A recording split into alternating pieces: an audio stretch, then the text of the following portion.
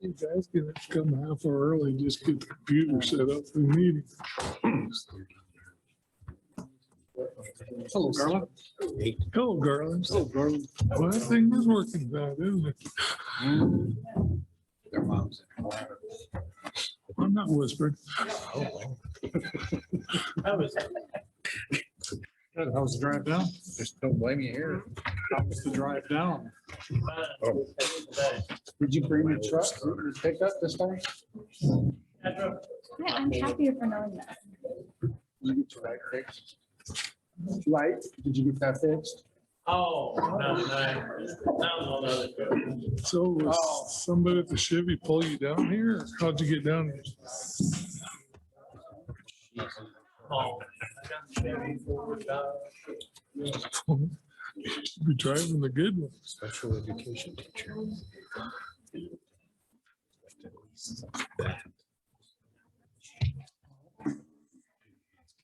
Not good. So we're great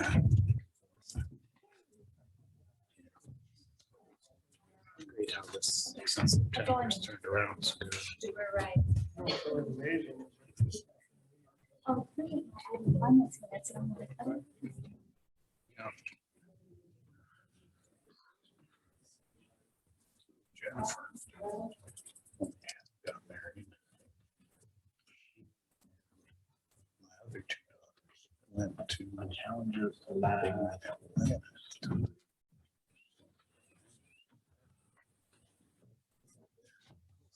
You got a helper? Oh, she's on selfie.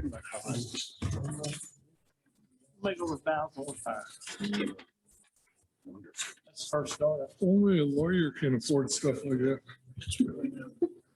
That's common. Folk can't do that. Number 5. All right, it's 7 o'clock. Call the meeting to order.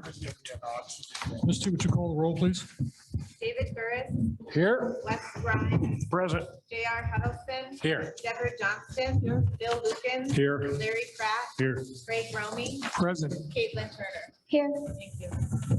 Just join me in the Pledge of Allegiance. Allegiance to the flag of the United States of America and to the republic for which it stands, one nation, under God, indivisible, with liberty and justice for all.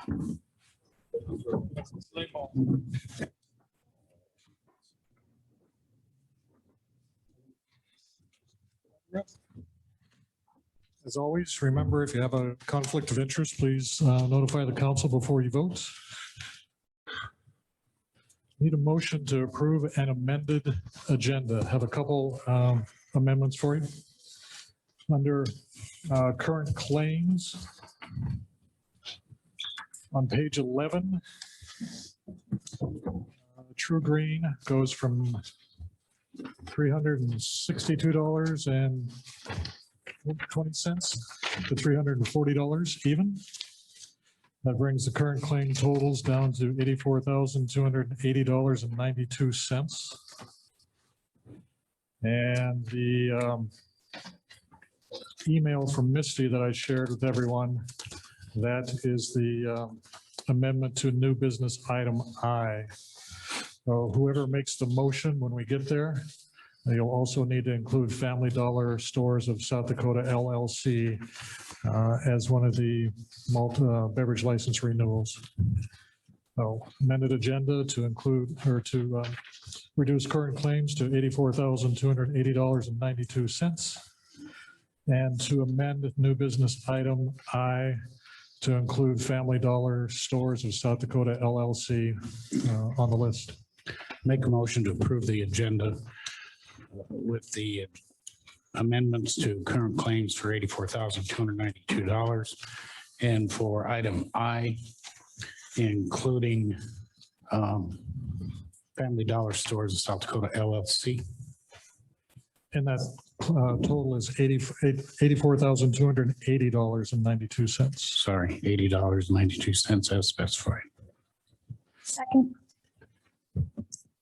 Discussion? All in favor? Motion passes. Need a motion to approve the minutes from the May 3rd meeting?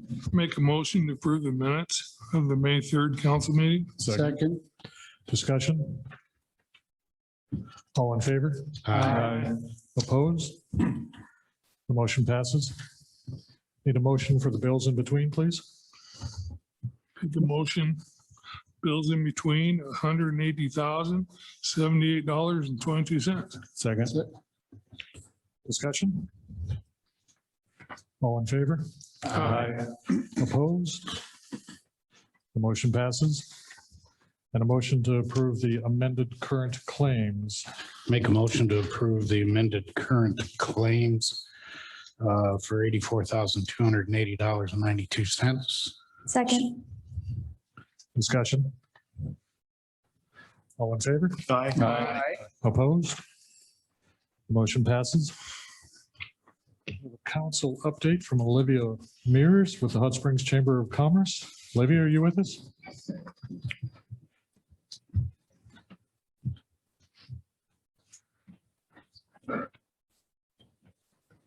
Olivia, we'll give you as much time as you need to update the council, but we do have a number of public hearings and then a bid opening, so we may be in and out with your presentation.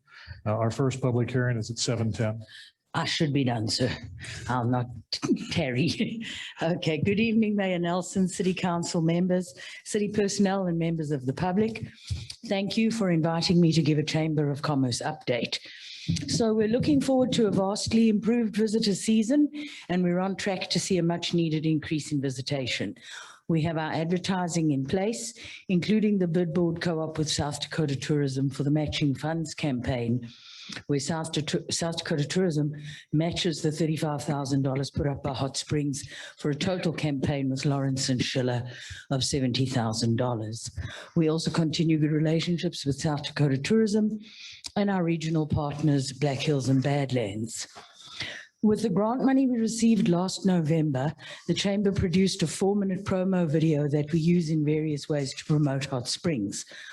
We are hoping to add some more footage to this video as it was shot in the winter and we were limited on showing the great outdoors. So we're hoping to shoot some more footage now that it's spring, and where possible, we will also try to include some more businesses. We're running the usual amount of print ads in the South Dakota Vacation Guide, Black Hills Vacation Guide, Southern Hills Vacation Guide, Black Hills Visitor, Traveler Magazine, and then our own Hot Springs Welcome Magazine. The Chamber is also co-op advertising with South Dakota Magazine, which is a bi-monthly publication, and Hot Springs is being featured in most editions. As a result of the grant money, we have an add-on with South Dakota Magazine, which is a community page on their website. If anybody wants to see the page, it's at southdakota.magazine.com. Then click the travel planner in the top bar, and on that page, then click the drop-down menu and choose Hot Springs. They've done a very good job, and it shows a lot of positive things about Hot Springs on the community page that we have. Then we're also test driving a local business co-op with Rapid City Journal's Compass for local businesses to offer weekly coupons in conjunction with the Chamber taking out an ad in Compass. We've also added some television advertising, and the Chamber is sponsoring a co-op for TV advertising during the months of June, July, and August with KEVN Fox TV. The Chamber put up $2,400 for 15 businesses to participate, and 3 businesses share a 60-second commercial, giving them 20 seconds each. KEVN will come down and shoot the commercials, and 50 commercials will air per month at different times, including some during prime time. This gives the businesses a total of 150 commercials for the 3-month period. And this, because the Chamber did the buy-in of the cost to the businesses, only becomes $100 per month. We're running some digital campaigns through Facebook, as well as boosting posts where necessary. And although you might see some of our advertising, generally we follow the same target audience as South Dakota tourism, the main 5 states being Colorado, Minnesota, Nebraska, Wyoming, and then Eastern South Dakota. We're confident that we're well positioned with our marketing for a good visitor season. So each year, the Chamber produces the city map, the Hot Springs Welcome magazine, and a dining guide for our visitors' convenience. This year, we'll be adding a 2-page laminated quick reference cheat sheet for use by frontline personnel to assist visitors with questions about attractions, dining, mileage. A few other helpful things will be included. Tomorrow, Tuesday, May 18th, is what we call Come and Get It Day. We have the Black Hills maps from BH&B, city maps, welcome magazines, vacation guides, and other literature available for businesses to come and collect. They can have some tea and coffee, or should I say coffee and cookies, and they can also drop off their literature or brochures or rack cards for us to use in the chamber and in the depot. We're also offering free hospitality training tomorrow from 9 a.m. to 11 a.m. First hour is general customer service and hospitality presented by Claire Scarborough. And the second half is what we call FAM training, where we have representatives from our local attractions come give a short talk on their business to familiarize the participants with what they have to offer. And so they can assist our visitors and we get caught up with any additions or changes in their business. This is a free service provided by the Chamber. We'll be opening the depot on May 28th and we'll run the visitor center until at least Labor Day weekend, when we'll start assessing the amount of visitor traffic and then determine when to close the depot. If there are enough visitors to warrant staying open, we'll stay open either through part or all of September. Now we're glad we can host events again. We kicked things off at the Easter egg hunt that took place in Butler Park in April. It'll be our new location going forward. And lots of kids came. We had about 3,000 eggs for the kids. And then we go on this weekend next weekend to Memorial Day weekend brings us our wine walk and putt. And we have a considerable amount of money invested in the advertising in the hope of bringing a lot of people to town. We also have the World Fossil Finder Museum doing a cheese and wine on the Saturday night and the Stars, Stripes and Steps event happening on the Monday. So with any luck, these nice events are going to encourage people to spend the Memorial Day weekend in Hot Springs. We're busy working on the 4th of July festivities, which include the community picnic at Mueller Center and the annual 4th of July duck race. We'll start selling duck race tickets in June and do most of our ticket sales at the Main Street Arts and Craft Festival. It's also full speed ahead on the Chamber's Balloon Festival. I've got 32 pilots registered already, and we have a lot of events lined up to take place in town. 2 launches, weather permitting, will take place at the airport, but this year we don't want to hold the night glow there. We're looking to bring the balloons into town to do a glow around town. I'm busy working on permissions. I will need to talk to the city. And if we can achieve this, it'll be a wonderful spectacle that keeps everybody in town instead of them dissipating out to the airport in the evening. Olivia? Yes. I need to interrupt you. Okay. Almost there. All right. We have a 7:10 public hearing for 5 temporary alcoholic beverage license applications for the Wine Walk on May 28th, 2021. Chautauqua Artisans Market at their location. Hot Springs Chamber of Commerce at Bodies in Motion. Shedco at Polished Salon. Hot Springs School Alumni Association at CBH Co-op. And the Mammoth site at Cabin Fever. Do we have anybody in the public that would like to address any of these?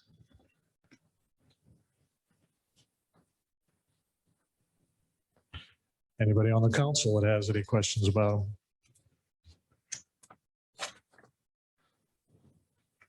them? All right. Well, let's go ahead and close the public hearing at 7:12. And need a motion to either approve, table, or disapprove the 5 temporary alcoholic beverage license. Make a motion to approve the 5 Second. temporary alcoholic beverage license applications for the Wine Walk on 5/28/21. Chautauqua Artisans Market at their location. Hot Springs Chamber of Commerce and Bodies in Motion. Shedco at Polished Salon. High School Alumni Association at CBH Co-op, and Mammoth Site at Cabin Fever. Second. Discussion? All in favor? Aye. Opposed? The motion passes. Okay, Olivia, you're back up. You got 3 minutes for our next public hearing. Reverse a few sentences back, talking of the balloon festival with the night glow. We want to do it in town so that people stay in town.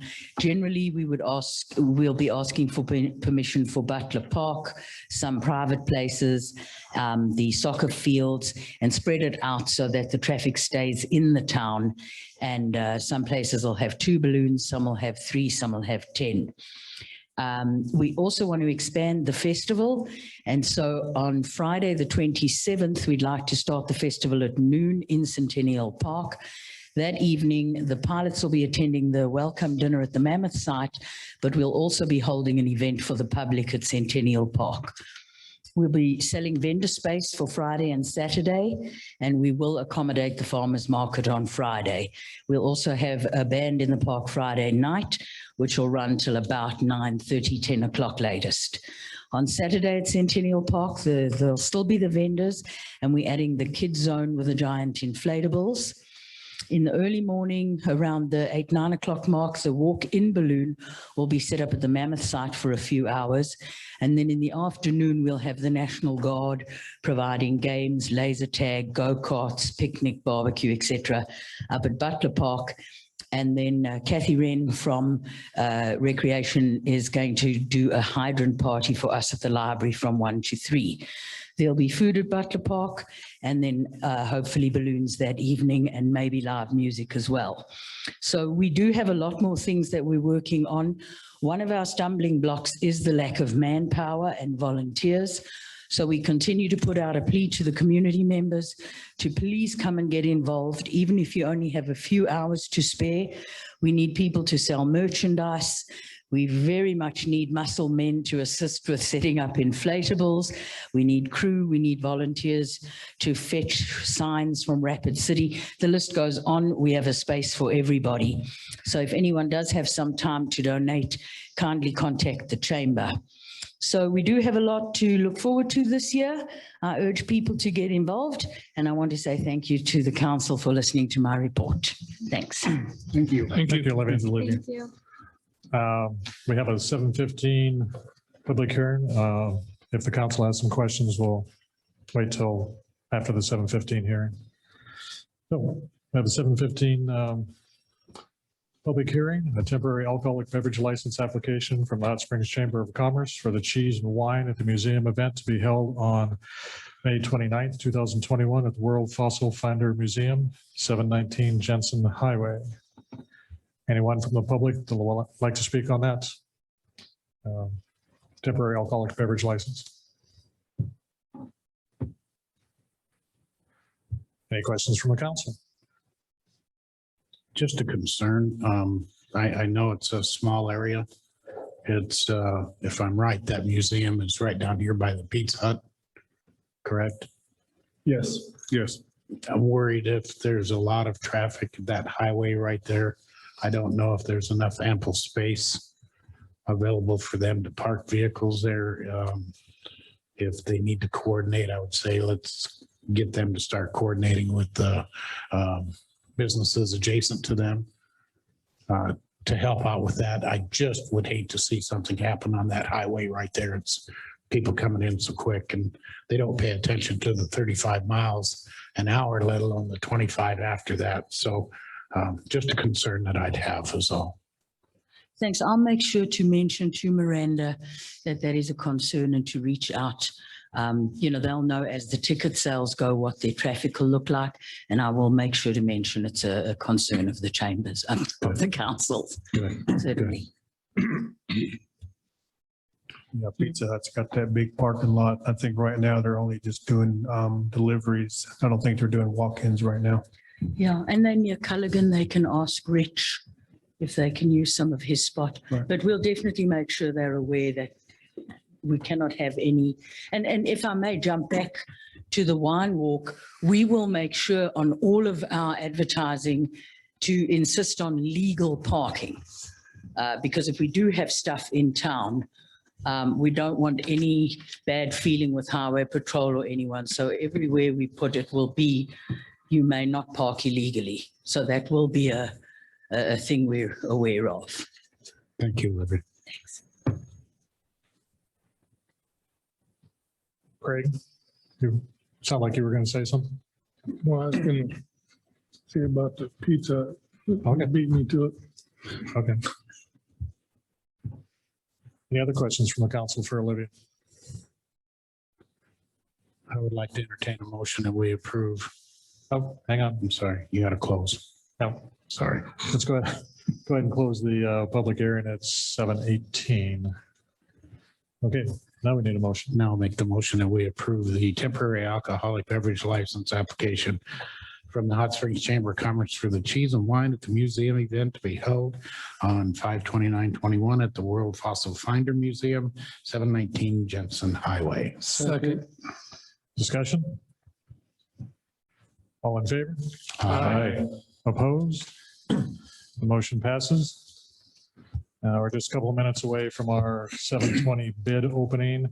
Does the council have any questions for Olivia regarding her chamber report? Very thorough report. Thank you very much. Sounds like the chamber is very active and doing a lot for Hot Springs. And charge on. We need the people coming into town. Appreciate everything you do. You said something about the depot's gonna be open this summer? Good. From Memorial Day to minimum of Labor Day.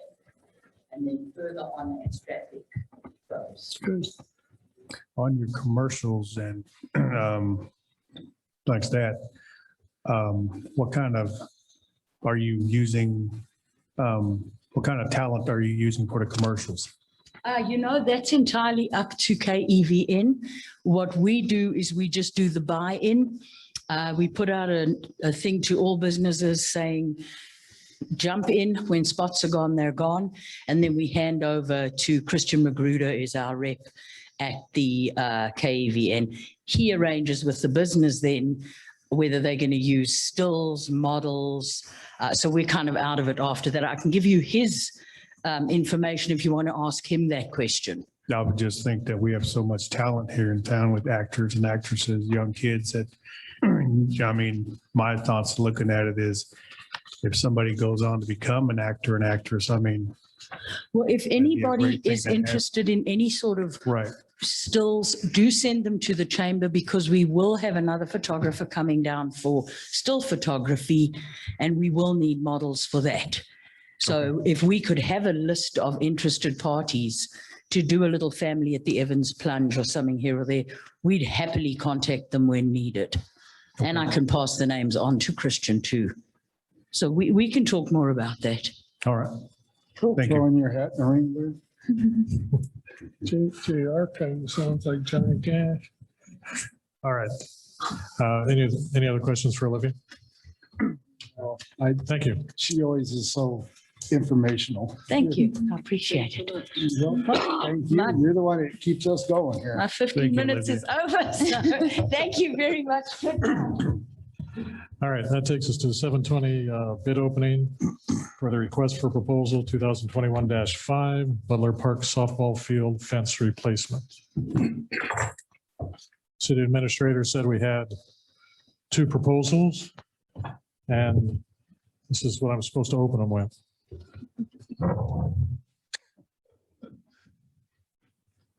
He's left-handed. He's left-handed.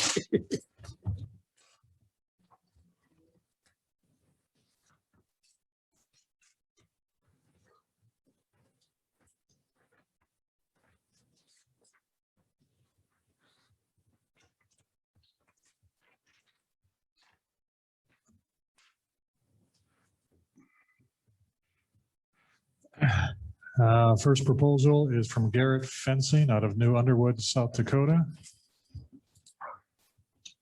for the Butler Park softball field fence replacement, chain link type, remove existing and install new chain link fence. $50,266. How much? $50,266.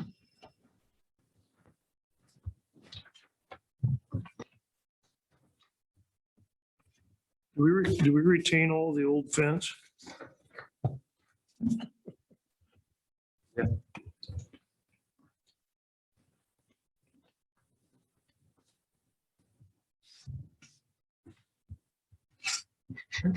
I'm watching you. Yeah, don't think I'm not.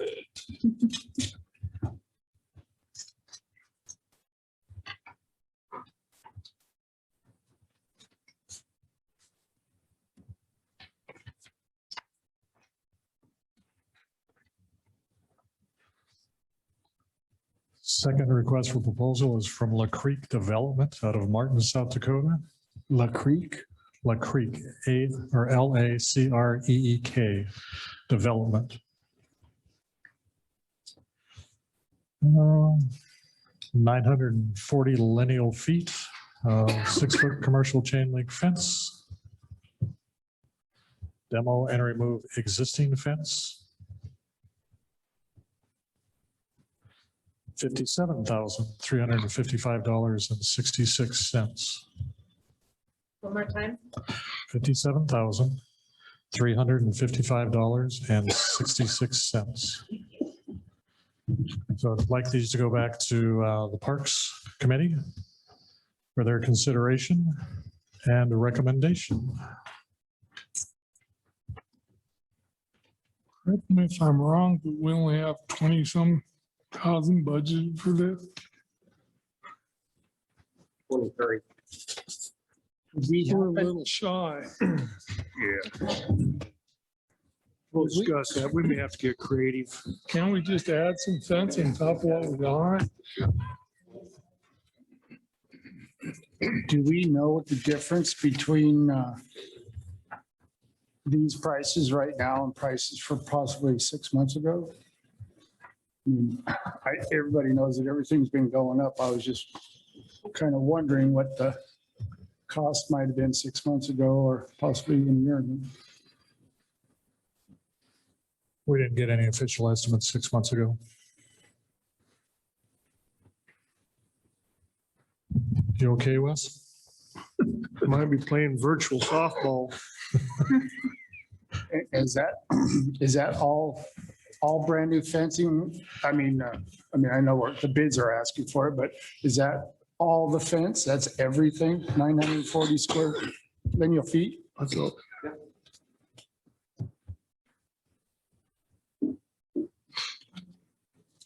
All right. We'll ask Parks and Recreation to take a look at the two quotes and give us their thoughts. Well, Wes was talking about donating some money to the park.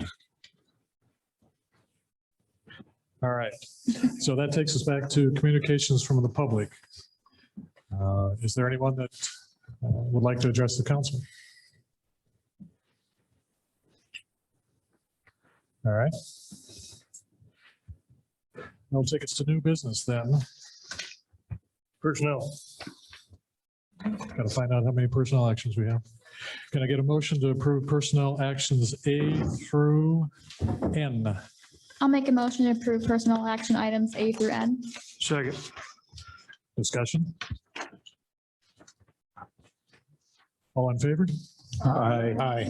Opposed? Abstain. The motion passes. Next agenda item is ordinances. Need a motion for the first reading of ordinance 1230.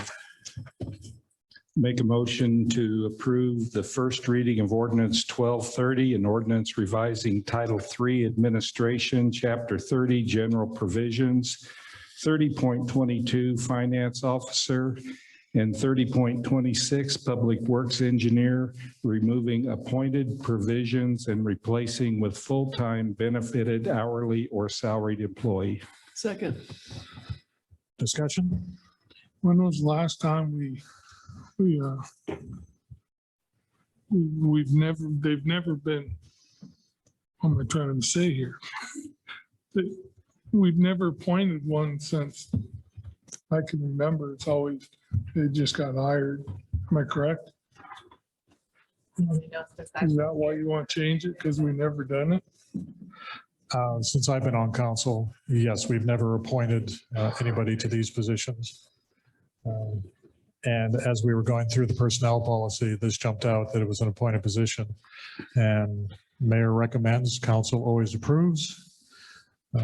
So this is consistent with the way that we deal with all the other employees. So that was the reason I'd asked to have the language changed.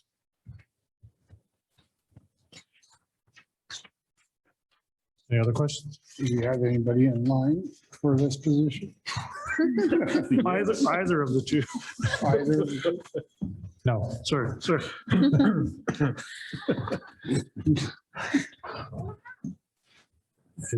All right. Any other questions? Roll call, please, Misty. Dave Burris, Yes. Wes Grimes, Yes. J.R. Huddleston, Yes. Deborah Johnston. Yes. Bill Luken. Yes. Larry Pratt, Yes. Craig Romy, Yes. Caitlin Turner. Yes. The motion passes. Takes us to resolutions. Resolution A, 2021-8, a resolution to adopt the 2021 City of Hot Springs Comprehensive Plan. I would make a motion to adopt the 2021 City of Hot Springs Comprehensive Plan. Second the motion. Discussion? All in favor? Aye. Opposed? The motion passes. Next resolution, 2021-9, resolution to appoint election board. Make a motion for resolution 21-9, a resolution to appoint electric board. Second. Discussion? I would just like to thank the people. We never have trouble finding people to work for our elections locally. And we have a wonderful group of dedicated people that are always willing to serve. And it's a long day and a big job. And a lot of other communities really struggle. I think we're special in that way. I want to recognize that. I have a question though. I've always helped with the election board and now we're combining everything. That would be something I could help with during that, being I'm on council, if I'm not if I wasn't running. We've always tried to combine when we could. And yes, you could serve on an election board, but not while you're on council. Okay, that's because I know that phone call will come, so I needed to clarify for myself. Okay. And the office staff has been working to get the voting booth, if that's the right name, set up at City Hall. So they're working towards that. Any other questions? All in favor? Aye. Opposed? The motion passes. Resolution 2021-10, a resolution to amend the citywide fee resolution. I'll make a motion to approve resolution 2021-10, a resolution to amend the citywide fee resolution to increase Southern Hills Golf Course green fees, punch cards, trail fees, and cart rental fees, and also the per gallon price of aviation fuel at the Hot Springs Municipal Airport. Discussion? Are you going up or down with the fuel at the airport? Okay. And I'll talk a little more about the increase in the fees at the golf course during my golf course committee report. But it's the reason we had talked about them is to help offset the $23,000 that we took out of the golf course budget to do the emergency repairs to the clubhouse. And if I can add a little bit to put a little meat behind an answer to Wes's question. Last time our airport manager checked our wholesale fuel prices for aviation fuel, they were $3.96 a gallon. So we certainly can't afford to sell at $4.35, especially looking because we're selling fuel that will purchase our next 8,000 gallon load. So we're upping it to prepare for that. I've got a question, I guess, and maybe we talked about this before. I don't understand why we don't give the airport manager the leeway for him when he sees these prices moving to let him go ahead and raise them. Is there a reason that we have to do this by resolution? I mean, why can't? he just go ahead and, He made the recommendation. Council just approves it. So we do give him that leeway. okay, And that's the recommendation we got, Wes, is that give him the freedom to make the recommendation, but it needs to be the council that approves the up and down of it. my point is, because I see fuel prices every day, and the thing is, by the time it comes to the council to decide, we may have lost our shirt. So that's why I'm just trying to speed the process up for the airport manager. We buy 8,000 gallons. I know, we get at a time. He knows tanker. when we're getting low, and that's what triggered this discussion, as Bill said, we're getting close to having to order. Any other questions? All in favor? Opposed? The motion passes. So that takes us into new business. New business item A is a possible motion to award the bid for the construction of a 10-unit T hangar. Before we entertain the motion, Charlie Baker with KLJ is here to chat about the process, explain a little bit, and then answer any questions you may have, so you're prepared for your vote on the motion. And I believe that Bill will also have some information possibly. Larry, is that you sitting out there? And Larry Vetterman, the chair of the Airport Advisory Group, is here to answer any questions you may have also. Charlie. Mayor, council members, again, Charlie Baker with KLJ. We had the bid opening for a multi-unit hangar at the airport. It was 2 weeks ago. We had 3 bids that came in. Then there were a number of different alternates that could have been chosen for this, because the prices of hangars are expensive these days.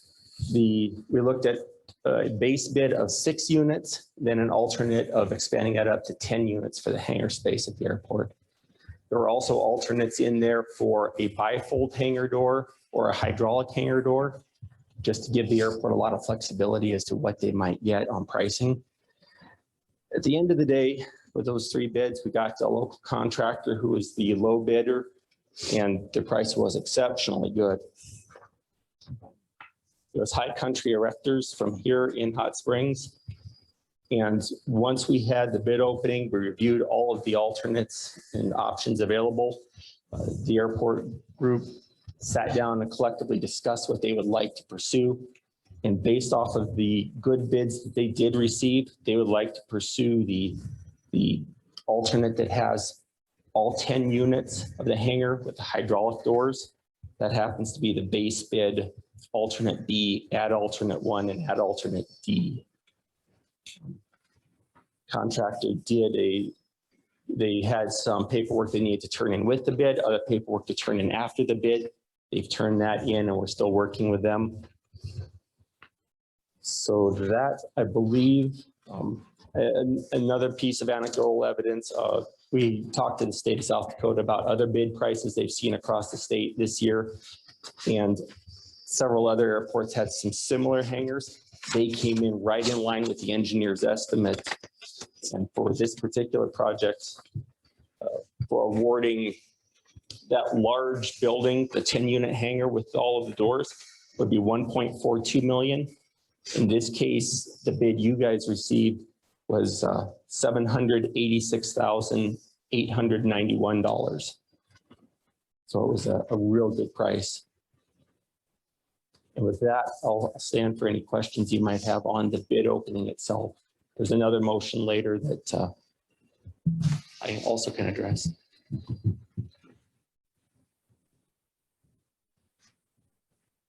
It's almost too good to be true. It's that good of a price. Yes. Well, while you're thinking of your questions, and because Charlie said it's a great price, I'd like to thank John, our city administrator.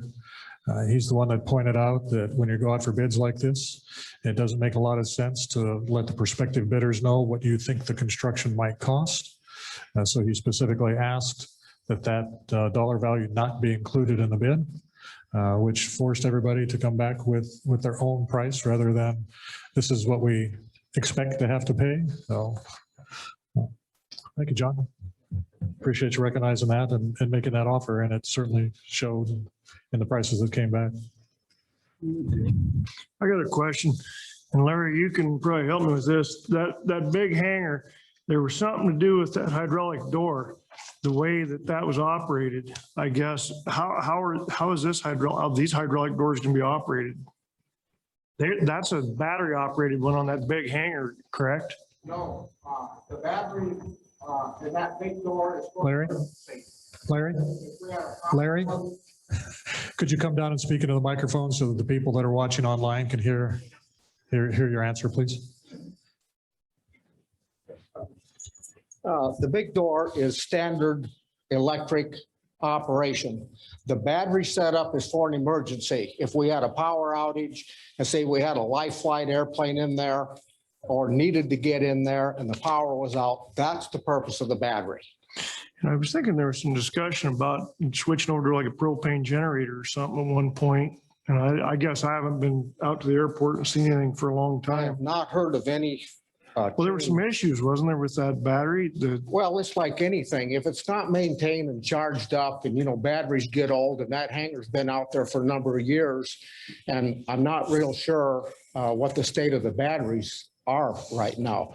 But I'm sure if they're not working, it's just a simple matter of replacing the batteries. Because it is quite a large battery pack to run that door. It is very slow, but it will open and close with the battery. And that was another thing I think was brought up years ago. It was so slow trying to get, we had to get something in and out of there in a hurry. And maybe these other doors are going to be a lot smaller. So I suppose, and I don't even know what you're proposing for the backup operation on those doors. No, there will not be. On a private hangar like that, I can't imagine that there would be an emergency of such case with the community hangar versus a private hangar. We have a number of those hydraulic doors at the hangar right now, and I do not know of any problem that we've ever had with the hydraulic doors. The bifold doors, they tend to be a little bit more maintenance required and problems with them. Okay. I have a question for you on the battery pack. Do you have a maintainer on it? Is it 2 or 4 batteries in line hooked together? I am not the airport manager. I Okay. don't have access to that hangar, so I can't answer that question. Okay, fair, thank you. Hang on, Larry.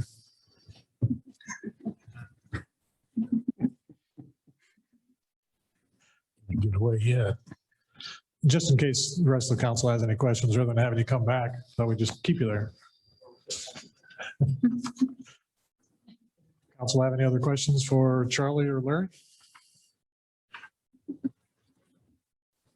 Larry, do you have any comments on the bid? I do. I felt when we had the bid opening that the local industry here, the local businessman, I felt real good that the work stayed here in Hot Springs. Secondly of all, I'm surprised that funding hasn't come up. And Charlie can explain that if necessary, but as it stands right now, we're still 90% federal funding. That'll be the next topic. Okay, well, I didn't read the paperwork close enough, but if there's, I'm sure there'll be questions on that and Charlie can answer that. If not, I can. No, we've already been down that road on the funding. So Charlie, when we get to new business item B, then you'll talk about the funding at that point? Yes. Okay. All right. Any other questions? All right, then we need a motion on new business. Item A, possible motion discussion to award the bid for the construction of a 10-unit T hangar. Make a motion to award the bid for the construction of a 10-unit T hangar building with hydraulic hangar doors and site development to low bidder, High Country Erectors at a cost of $786,891. Second. Discussion? All in favor? Aye. Opposed? The motion passes. Okay, and then same as we did with item A, before we actually get into a motion to approve and authorize the grant application, Charlie, if you'd help us understand how this hangar would be funded and what the city's share and expense and those kinds of things would be. Could you adjust the microphone up too, please, so we can hear better? All right. With the funding, that gets a little bit dicey this year. And normally, a project like this, you have 90% FAA funding.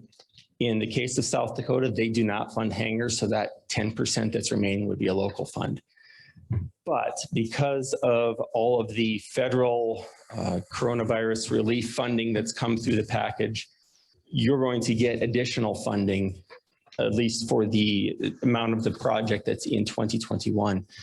This project, even though it's a good hangar price, it's still going to be a multi-year grant. You're going to get one single grant from the FAA. You'll get a chunk of it this year, but then it will get an amendment next year for additional funds.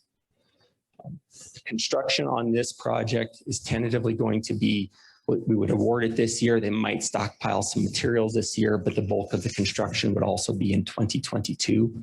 That way, as the construction progresses, the city doesn't have to bankroll the project while that second portion of the FAA grant comes in. So once that amendment comes in place, you'll have all your funding. Construction will be coming along nicely at that time, so they should dovetail together quite well. Now, with the coronavirus relief, the large portion of the funding is going to be in 2021. They are going to pay 100% of that portion in 90% of the 2022 portion. And because it's still working its way through FAA headquarters in Washington, DC right now, they asked us to submit the grant application showing the entire project at 90%. But as one of the people in the FAA said, it's in the press, it's everywhere. Everyone knows you're getting 100% funding this year. It's just coming out of a different pot of money. So normally a project like this would have cost the city $87,000 ballpark. With the various coronavirus funding that's coming into play, this will tentatively cost the city $21,000 in local funds. The rest will come out of the FAA's funding. So the grant application will get, assuming it's approved tonight, it would be signed, submitted to the FAA, and it would show that $87,000 in local funds. But just know in the back of your mind that when they actually issue you a grant, it'll be for a different amount. Now, the total grant in here, total estimated cost between the contractor's bid, there's also engineering for doing some routine construction inspection as it goes on, monitoring submittals, contractor payrolls, all of the federal paperwork that goes with that. That in there as a total package, it's estimated at $870,000 for the entire thing. That's what's in the grant application. Now, the engineering agreement, that has not been approved or even brought to this committee yet. It's actually still in the state. The state auditors are reviewing it. So once they approve it, then I would bring it back to you guys to consider. But Charlie did a really great job explaining why the answer to the question of how much it's going to cost the city was hard to give you until we opened bids and determined which additional things we could get done with the money that we had. yeah, and funding this year, like I say, it's very complicated, convoluted. But I think that's all I have. If you guys have any questions for me or Larry? So you had a lot of numbers there, but the one that I wrote down was you said it would cost the city around $21,000. Correct. This year, next year, combination of them? Combination. Okay. And it's reimbursable, so we pay, then we request the reimbursement, and then we get that. Because of the 100% funding. The total project, the 870,000, the city would pay that. And then as those bills come in, Misty and I work together and it gets reimbursed back to the city, to the federal grant. At the end of the entire process, the portion that the FAA doesn't reimburse to the city is going to be about that 21,000. Okay. So if it costs the city more than 21,000, what, the extra over that comes out of you guys' fund?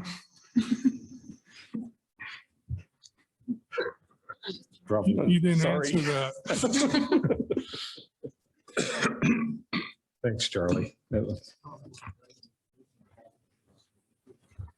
Oh, Larry brought up a good point.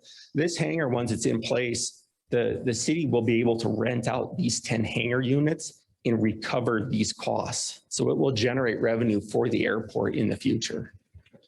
So while you're making an investment of $21,000, it's not going to take long to get a return on that investment and having the airport get some good cash out of this.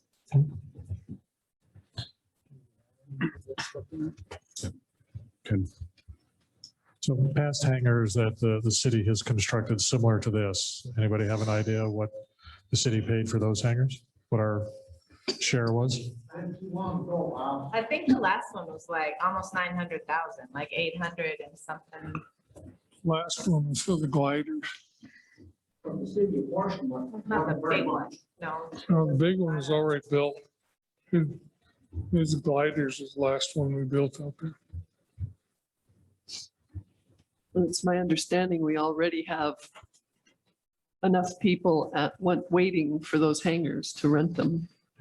So I don't think we'll have any trouble renting them.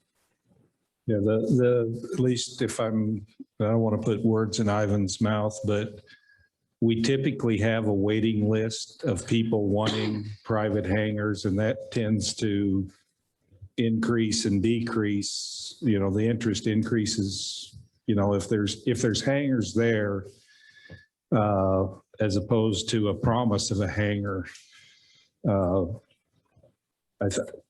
It's a little bit of you build it and they'll come,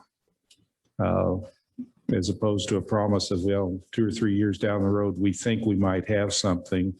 So when we start breaking ground and are going to have 10 units that will be available for rent, then I think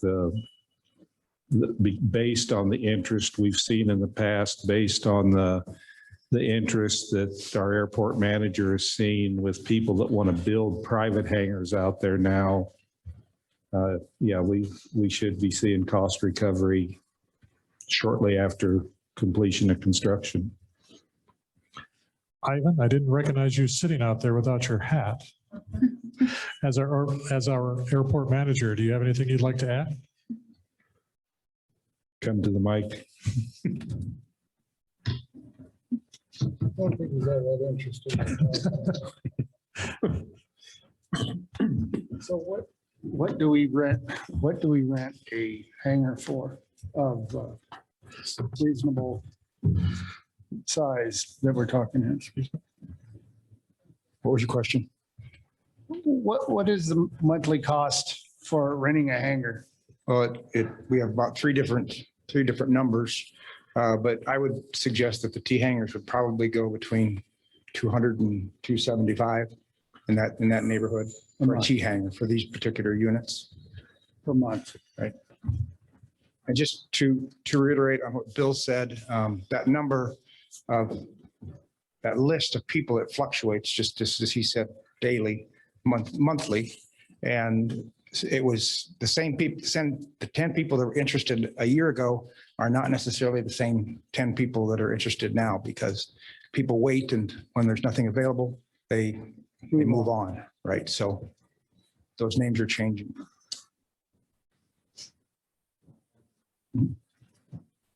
To define hangar rent and answer your question, what we typically do is we will call around surrounding airports and see what their hangar rent is. So we like to stay, you might say, competitive to draw people here. Say if we were $100, $150 a month higher than Custer or Sturgis or Spearfish, we probably won't fill those hangars. But if we stay competitive with those other folks around, that'll draw people here, because I can't imagine people don't want to live in Hot Springs. I agree. the desire for a T hangar for the private pilot is, it's more than being in the city hangar. The city or the community hangar where airplanes are moved around a lot more is not as desirable as a private T hangar where the pilot can move his own aircraft and no one else comes in contact with it. So that's a big plus for the T hangars. There may be some that will move out of the large city hangar and go into the T hangars, which is going to open up more space in the city hangar. And then long range, we're still looking at trying to get 2 seaplanes in to meet that requirement. That's about plan B. But the more people that we can move out of the city hangar, the more options it gives us in that hangar.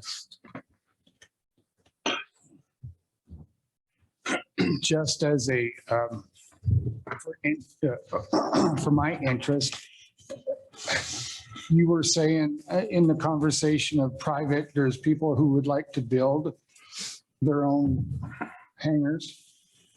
Is that something that we would designate an area of the airport for them to do that? Or is that just an attachment to where we're building now? Yes, there's a designated area for that. That's in the airport layout plan right now. The one thing that we're up against there is we're out of asphalt to continue that much farther. We've got room for one more hangar that would be privately built. Is that when they do that, I imagine that's a long-term contract as far as the lease, property lease, or? That we're currently that lease agreement is in the process of being written right now. So Okay. Yes, to answer your question. All right. Thank you. I appreciate that. All right. Any other questions for the 3 gentlemen? All right.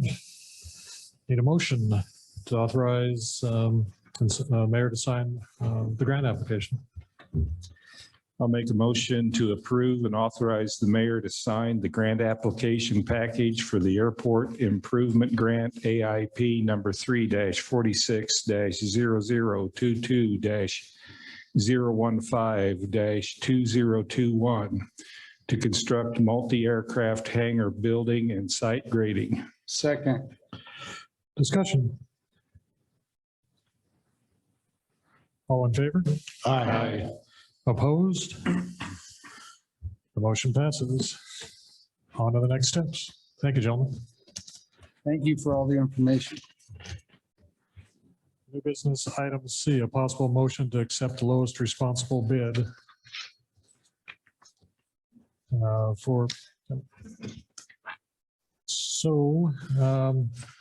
I'd entertain a motion to table that and send it to Parks and Recreation for their recommendation. I make a motion to table the lowest responsible bid RFP 2021-5 Butler Park softball field fence replacement and return it to Parks and Recreation for their review and recommendation forward. Second. Discussion. All in favor? Aye. Opposed? The motion passes. New business item D, a possible motion to accept and discussion to accept the lowest responsible bid from Envirodyne for the digester cover replacement. Make a motion to accept the lowest responsible bid for $88,531 from Envirodyne Systems Incorporated for the Hot Springs Wastewater Treatment Facility digester cover replacement. Includes parts only with delivery. Second. Discussion. So who's going to install this? That would be the next contract that has to be let. It would be the contractor. Okay. The lead time on getting the part though is 3 months. Any other questions? All in favor? Aye. Opposed? The motion passes. New business item E, a possible motion discussion to approve the 5-year single engine air tanker base land lease. Make a motion to approve the 5-year single engine air tanker seat based land lease agreement between the city of Hot Springs Municipal Airport in the state of South Dakota Department of Public Safety. Second. Discussion? All in favor? Aye. Opposed? The motion passes. The business item F, possible motion discussion to approve the loan agreement between the Hot Springs Public Library. Make a motion to approve loan agreement between Hot Springs Public Library and the city of Deadwood for the temporary use of Theodore Roosevelt Seth Bullock panels from 5/1/21 to 9/1/21. Second. Discussion? All in favor? Aye. Opposed? The motion passes. New business item G, possible motion discussion to set a public hearing. Make a motion to set a public hearing on 6/7/21 at 7:10 PM for an alcoholic beverage license application from Springs Hotel LLC doing business as Springs Coffee Kiosk for a retail on-off sale wine cider license to be used at 602 Sulphur Springs Street. Second. Discussion? All in favor? Aye. Opposed? The motion passes. New business item H, possible motion discussion to approve the Star Stripes and Steps race events. I make a motion to approve the Star Stripes and Steps race event occupying the DOT right of way at 2 locations on 5/31/21. Second. Discussion? All in favor? Aye. Opposed? The motion passes. Need a motion to approve the amended renewal of the following 2021, 2022 malt beverage licenses. I make a motion to approve the renewal of the following 2021, 2022 malt beverage licenses: American Legion Post 71, Big Bats LLC, Big Time Pizza, BH Pizza Hut, Buffalo Dreamer Restaurant LLC, CS Inc., DBA Winner's Circle, Dakota Mart Inc., DBA Dakota Mart Convenience, Dolgen Midwest LLC, DBA Dollar General Store, Frankie's Place LLC, Good Karma Couture LLC, doing business at Morning Sunshine, HSP Loft Properties LLC, MG Oil Company, doing business at Corner Pantry, number 11A and 11B, Southern Hills Golf Course, Springs Hotel LLC, DBA, Springs Coffee Kiosk, Springs Steakhouse and Woolly Western Grill, Family Dollar Stores of South Dakota SD LLC. Second. We have a second? Yes, Larry. Thank you, Larry. Discussion? Yeah, I heard Big Time Pizza is moving out on the bypass. Will they have to reapply for a license with a different address, or can they just move that out there? I think we can move it out there, but I haven't heard that they were moving. They haven't come and notified City Hall that I'm aware of. Any other questions? All in favor? Aye. Opposed? The motion passes. The business item J, a possible motion discussion to acknowledge the change in event date from 7/3 to 7/2. Make a motion to acknowledge the change in the event date from 7/3 to 7/2 for the previously approved 4/19 temporary alcoholic beverage license application from the Hot Springs Rotary Club for the 4th of July street dance to be held at Centennial Park. Second. Discussion? All in favor? Aye. Opposed? Motion passes. New business item K, a possible motion discussion to approve a temporary alcoholic beverage license. I make a motion to approve a temporary alcoholic beverage license application from Good Karma Couture DBA Morning Sunshine for the wine walk event on 5/28/21 at Central Park North Shelter. Second. Discussion? All in favor? Aye. Opposed? The motion passes. New business item L, a possible motion discussion to approve a temporary alcoholic beverage license. Make a motion to approve a temporary alcoholic beverage license application for Buffalo Dreamer Restaurant LLC for the Climb Hot Springs Oktoberfest event on 9/25/21. That's at Tinley Park. Second. Discussion? All in favor? Aye. Opposed? The motion passes. New business item M, a possible motion of discussion to approve a temporary alcoholic beverage license. I'll make a motion to approve a temporary alcoholic beverage license application from CS Inc., DBA Winter Circle for the Schackenberg wedding on 6/12/21 at the Mueller Civic Center. Second. Discussion? All in favor? Opposed? The motion passes. Committee reports, administrative and finance, Caitlin? Right, admin and finance met May 10th at 1 o'clock at the Mueller Civic Center. Present were myself, Mayor Nelson, Misty, John, Bill Lukens, Craig Romy, and then from the Evans Plunge, Chris Hansen, Tom, and Cody. In old business, we reviewed the Fall River Highway fuel system repairs and agreement to ensure we are spending city money in the most efficient way.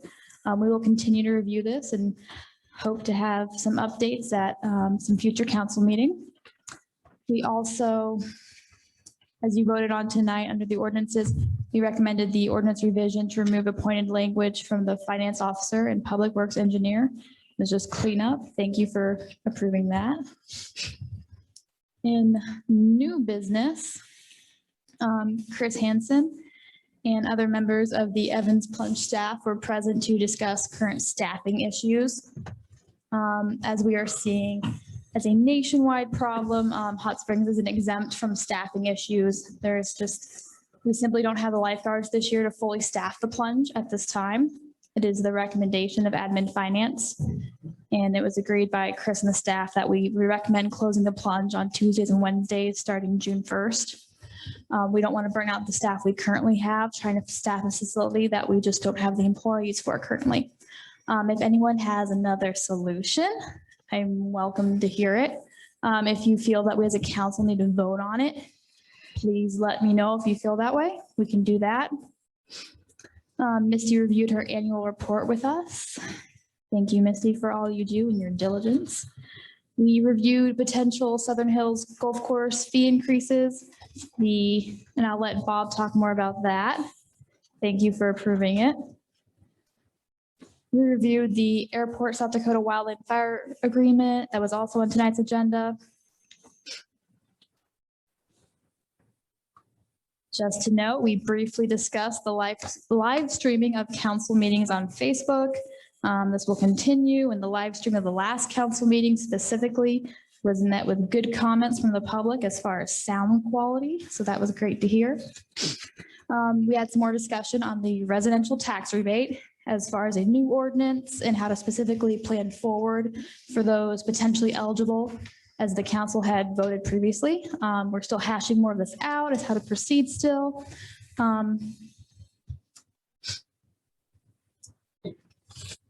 Certainly welcome input from the rest of council as to how you feel and how we should continue to work on that. And if you feel we need to have an ordinance moving forward for that, so. Could you repeat that?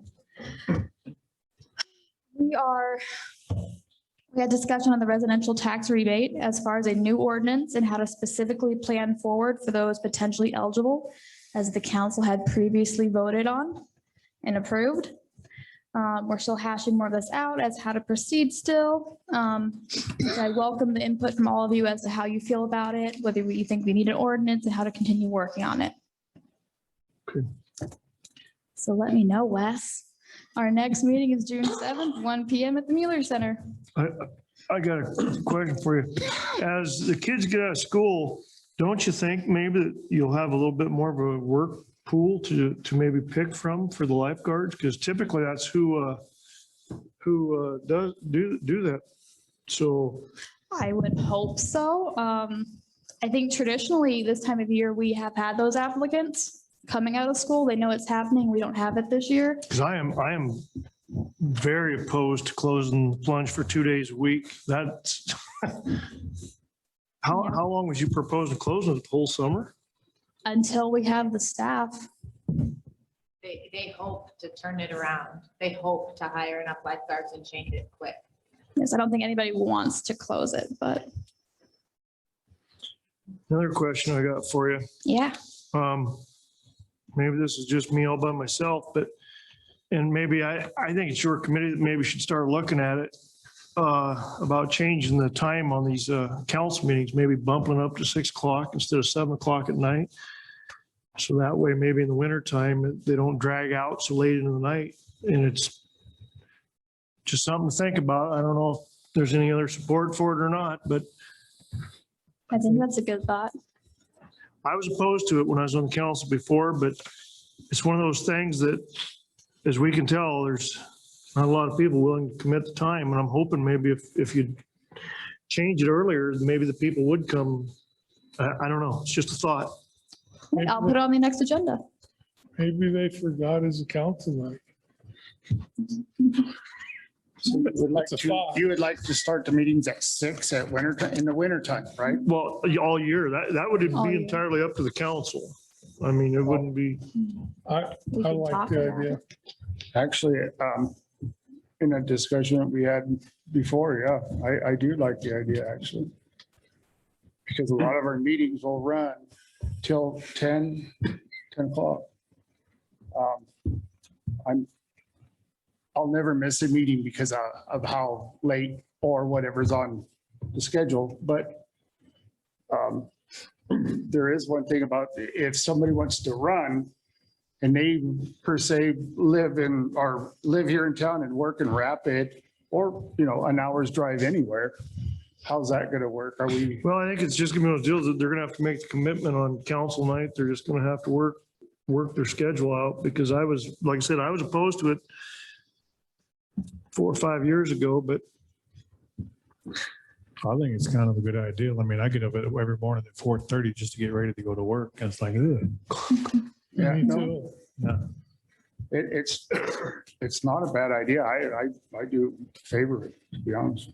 So do we even need to talk about admin finance? Can we just, I would recommend, since I was on the council the last time we discussed this and it was voted down, that we do discuss it in that committee. It is a change to the ordinance. We set our time at ordinance and we allow the public an opportunity to weigh in on a time change to see if it would have a beneficial impact on the community or if they would object to it.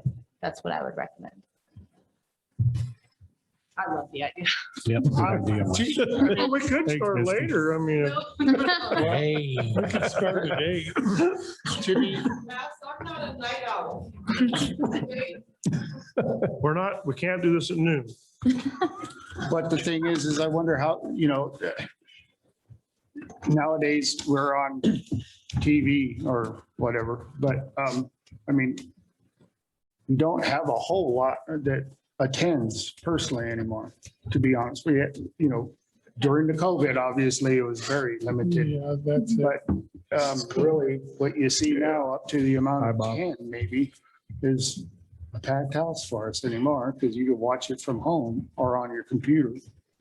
So I don't see how that would impact other than those that are actually on the council. Just I think it needs Thinking out further loud. discussion and brought back to the council. I'm in agreement with Wes. I think 6 o'clock's a great time. well, our next admin finance meeting, June 7th, 1 PM. Come tell me what you think. And where is that? They'll be here at the Mueller Center. Couple thoughts come to mind for me as far as the change of time. Since I've been on council, when they were at 7 o'clock, there weren't a lot of people that were showing up for the 7 o'clock meetings. now that we're able to stream it. People don't have to rush home, right after work to get down to here at 6 o'clock. They can watch them stream live. So I think it's worth a discussion, and particularly if the council members yourselves feel that 6 o'clock is a better time. It's worth a discussion, and it looks like the public wants to weigh in on this. So what do you? If I can just make an observation, Bob Paul, 1327 Schofield Street. I've been attending council meetings off and on for about the last 20 years. The council meetings have always started at 7 o'clock. The attendance that we have tonight, when the council met down at City Hall 15, 20 years ago, you were getting about the same number of people. So I don't think the streaming is affecting your public input at all. Yeah, and I wasn't suggesting that it was affecting, I just. No, I'm just saying, even 20 years ago, if you had 5 or 6 people down at City Hall for the council meeting, that was kind of a good turnout. Yes. A lot of times it just depends on what's on the agenda. Yeah. And my thing isn't just to try to get people here. It's just life happens, and people that have families and stuff, I just think it'd be a little easier on them if they could get home a little earlier. Some of us aren't getting any younger either. We need our beauty sleep, don't you, Bob? We can get John home before the snow kicks in too. Well, I pick up JR for assisted living. Okay. Thank you, Bob. Caitlin, sounds like it's going to be on next admin finance agenda to discuss it. Yes, sir. Probably be in front of the council for a vote. If we all went to that meeting, wouldn't we have to publicize that? Because all of Yes, us would we be would. there. Yes. We can. Okay, Yeah, so well, that's why I'm asking, because it sounds like everybody's pretty much interested in this. I'm interested by going to the meeting for it. He went to my Yes, last because- meeting. So That's an accident. council, if you want to attend the next admin finance meeting, then just let Misty know so she can get a count of how many of you will attend. And Or you can email your opinion to Caitlin before the meeting also. but if you feel you're going to show up for the meeting, then and there's more than 4 of you, we need to post a quorum. All right. Any other questions for Caitlin? Thank you, Caitlin. Airport Advisory, Bill? Airport Advisory will meet Thursday, May 27th, 8 a.m. at the airport. Thank you. Custer Fall River Regional Waste Management, Larry? The meeting was called to order at 7 p.m. All 9 board members were present. There were no conflicts of interest. The meeting agenda was approved. The March 11th, 2021 meeting minutes were approved. Treasurer's report, the expenses paid total $52,588.01. The outstanding expenses and transfers total $24,644.21. Operating funds as of April 30th, 2021, total district funds available were $953,912.29. Financial assurance funds held by resolution for closure, post-closure as of April 30th, 2021. Total financial assurance funds were $586,453.39. The projected liability, FMG's accrued liability calculation through December 2020 was $545,504. FMG's accrued liability calculation through December 2021 was $80,360. The landfill has a 10.9% increase in expenses year-to-date 2021 than year-to-date 2020. The landfill has a 3.42% increase in deposits year-to-date 2021 than year-to-date 2020. And let me see where I'm at. I'm lost. The landfill has accepted 196.49 tons less year-to-date 2021 than year-to-date 2020. The landfill has accepted 60.46 tons more in rubble year-to-date 2021 than year-to-date 2020. Okay. Credit card processing updates for the months of March 2021 was $1,463.48. The total was 60.31. And over short was less 44.60. April 2021 was $1,245.44. Total use fees were 61.55. The over short was less 52.80. The landfill website is up and running. The website is cfrlandfill.com. Tire shredding disposable expense, the tire shredding invoice totaled $9,690. 2021 South Dakota Solid Waste Association Annual Conference was very informative. Different facilities were toured in Rapid City. The contract manager report, everything is going very well at the landfill. Stormwater prevention plan will be provided at the next meeting. The FMG's report, discussion on the phase 2 cell closure, rubble site drainage, and bids needed. Meeting adjourned at 8:17 PM. Next meeting will be July 8th, 2021, 7 PM at the Mueller Center. Any questions for Larry? Thank you, Larry. Historic Preservation, Deborah? Historic Preservation Commission met May 5th at the Mueller Center, called to order at 5 PM. Members present were Kara Hagan, Mike Summer, Brian Crawford, Steve Wienia, Brian Powers. Hot Springs representatives present were Mayor Nelson, Deborah Johnston, and Scott Sogi. The prior meeting of March 3rd, there was no April meeting due to no quorum. The minutes were reviewed and approved by unanimous vote. The sign application for the food pantry was reviewed and discussed upon motion by Wienia, seconded by Summer. The application was unanimously approved with the condition that the sign background be of a tan color and the sign be bordered in black. Mr. Sogi will work with the food pantry to accomplish this. The status of the West Oak demolition was discussed. Work is to begin the 3rd week of May by the contractor RCS and will take 3 to 5 weeks.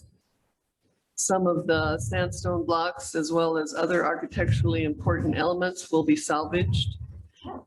Kimberly Alley and her husband appeared as owners of the Fargo Mercantile Building and advised the commission that they had secured a Deadwood grant for the preservation of the exterior. They were instructed to submit an application for certification of appropriateness before the work was to commence. Under new business, the banner sign at 309 North River Street was not discussed since it is a sign inside of the windows. And in accordance with the past commission and city procedures, window decals or signs on the interior of windows are not regulated by the Historic Commission. The America's Best Value Inn cabin was pulled from the consideration since the owners are reported to be selling the cabin and not installing it at that location. Discussion was had about the Two Cows Creamery sign, which had been installed without an application. An application was presented at this meeting and upon motion by Crawford, seconded by Hagan, was unanimously approved. The banner sign hanging below the canopy was discussed. It was the recollection of the commission that banners are appropriate in the city on a temporary basis, and Mr. Sogi was going to research the ordinance in that regard. It was pointed out that historically banners were hung by many businesses to advertise things at their stores. The owner of the property at 329 North River Street, the Silk Road Experience, presented an application for certificate of appropriateness pertaining to a wall which she wishes to install at the front of her property. She discussed her intentions of a sign on the wall, but the sign was not a part of the application. Upon motion by Hagan, seconded by Crawford, the application to install the wall was unanimously approved. Mr. Sogi will work with her regarding the exact design details and color. She will present her drawings for the sign to Mr. Sogi, and he will circulate that amongst the commission members for email approval. An election for officers took place, and Mr. Wienia was elected as chair, and Mr. Summer was secretary by unanimous vote. Discussion was had on the historic district boundary and ordinance changes. Mr. Weenie and Mr. Powers will continue to work on that, especially in light of new conversations about the district boundary and the discrepancy between that of what had been approved by the city and what was recently approved by the National Historic Register.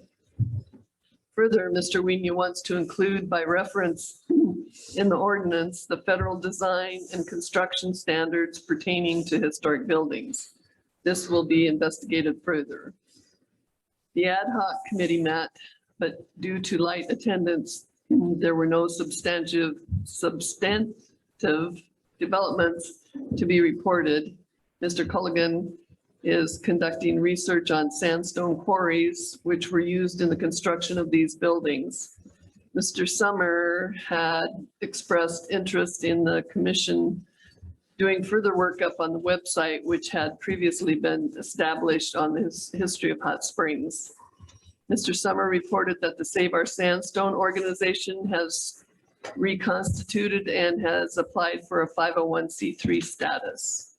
Meeting adjourned at 6:15, and the next meeting will be June 3rd, 5 p.m. at the Mueller Center. Any questions for Deborah?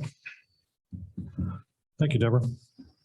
Evans Plunge Advisory, Larry? The meeting started at 12 noon. There were 8 members were present, 1 was absent. Meeting started at 12 noon. The update on staffing, ongoing staffing concerns for all areas of the plunge were shared. Still not enough coverage for the pool especially. Discussed our Monday meeting with the admin finance were the current recommendations of being closed Tuesday and Wednesday to allow all-day opening the remainder of the week. This will be a point of discussion at Monday night's council meeting where it will be included in Larry, John, and Mayor Nelson's report. This will begin May 31st and continue only as long as needed. If additional lifeguards can be trained, we will add days of operation as we go. The outdoor pool will not be open initially. The update on the health club renovation. The directive is to have the health club open on May 15th. Tom is working diligently to get everything completed so that can be accomplished. We will open all areas of the health club. Summer hours plus swim lessons. We are planning for our summer hours to initially be Monday, Thursday, and Friday from 6 a.m. to 7 p.m., Saturday, Sunday from 10 a.m. to 6 p.m., and we will be closed on Tuesday and Wednesday. We will plan to have the pool open for swimming lessons only on Tuesdays and Wednesdays for the first 3 weeks of June. Cody will likely guard for those sessions unless those become his days off during the hours change. Morning water aerobics will change to Monday, Thursday, and Friday during the hours change as well. Zumba and boot camp aerobics generally take the summer off due to visitor load. Suggestions discussed for increasing awareness and getting lifeguard candidates include a table at school next week, tables at other organized events, radio interviews, and team building events that show the fun of working at the plunge. Next meeting will be June 10th, 2021, noon at the plunge. Any questions for Larry? How many more lifeguards do we need to open it full time?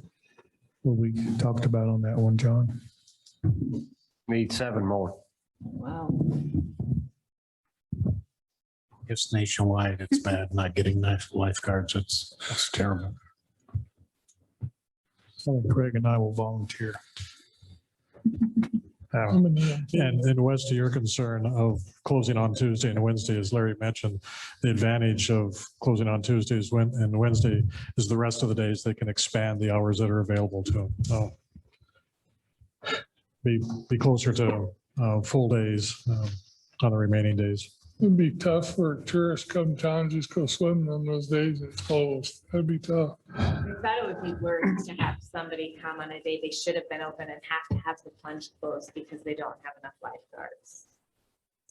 So management may have to start being lifeguards. We just hired them another full-time person down there. Just saying. To go along with that, Wes, is management, are they certified? Is it? One we just hired is. What do you are certify? hiring for a head lifeguard. We don't have someone in that position right now as the other full-time position I think you're referring to. I thought we had a head lifeguard. We do not, we're hiring. Who's Full-time that, who's that benefit. one kid we hired? So we did have, he's our athletics and wellness director. Correct. Oh, no, I thought. Will we he hired him be, as a will he full-time be lifeguard. certified? He is.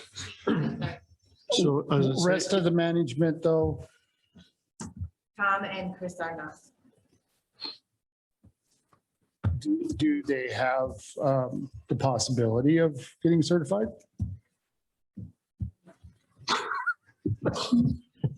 Tom is your lead custodian, takes custodial staff at all times running that place. And then somebody's got to work that front desk, and that's usually where Chris is at, is up there running that front desk, because they're short staffed on every position.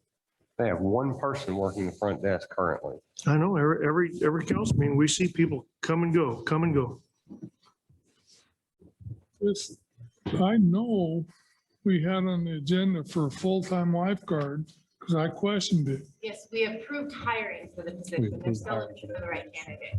Well, I thought they had it. That's what we put on the agenda that night. Because they said that the person was gonna take certain classes and he's gonna be a full-time lifeguard. He is the aquatics director, and he also acts as full-time lifeguard, but he's not the full-time lifeguard position. Head lifeguard. All right. Parks, Recreation, beautification, Wes? Yeah, we had a meeting last Wednesday here at 3:00. We heard from Matt Monfort. He's going to be hosting an event up here at the park, I believe in June. I'm not going to lie, I'm so excited to get here tonight. I left my notes at home, so John's going to have to help me a little bit on this. But Matt is going to have an event, if he can get it worked out with, He decided to do it at the Mueller Center. oh, he did. Okay, well, so that was an update there. I want to give kudos to Frank Burkholt for kind of helping us on that irrigation sprinkler down there at the Brookside Park. That sprinkler is up and running. I'm hoping the parks guys can get in there and get all the groundwork done and get the grass seed planted here real shortly, so we can get some grass growing in there. I guess something I'd like to ask the council is, we've all discussed from time to time that depot is kind of our centerpiece of Hot Springs. Well, we got a little bit of money left, the way I see it, and maybe it's just the way I see it, because those bids for that sprinkler come in pretty reasonable. They're at the park. So I was just kind of wondering if the rest of the council would get on board with maybe taking some of that money that we got left and trying to put out an RFP for a sprinkler at the depot. Every time that we put in a sprinkler system, 'cause we're just talking about a labor shortage for the plunge. So when we can do things like this, if we eventually get sprinklers in our parks, we don't have to have all these guys dragging hoses and moving water and doing these labor jobs. So that's just something to think about, but I'd like to see if the council, I guess, would back something like that. If there's Yes. funding. As former parks guy, I would definitely, I thought that back then, we discussed it years ago, but it just didn't fly, didn't have support. But I agree, it does need, and more can be done with the depot if we have water and do some beautification around the building. And we did talk about it a couple times at parks meetings in this past year, but we didn't really know what was going to happen with that sprinkler down there at Brookside. So I think we kind of dropped it, but I guess with the rest of the council's blessing, I'd like to try to put an RFP together to. What, can you just describe what you're thinking of? Just a basic sprinkler system down there at the Not depot. nothing automatic, just, you want to go automatic or just, manual turn on?